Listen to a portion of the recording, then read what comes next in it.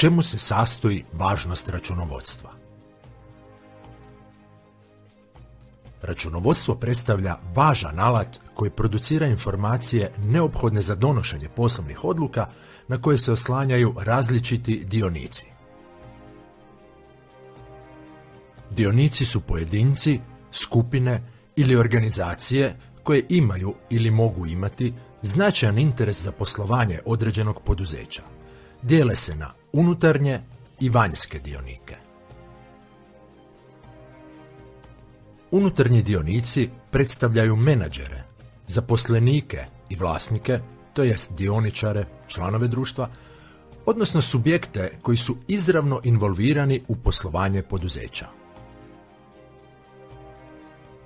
Vanjski dionici jesu potencijalni investitori, kreditori, dobavljači, kupci, tijela javne vlasti, odnosno bilo koje osobe koje su zainteresirane za poslovanje poduzeća, a nisu uključene u obavljanje djelatnosti ili vlasnički povezane s njime.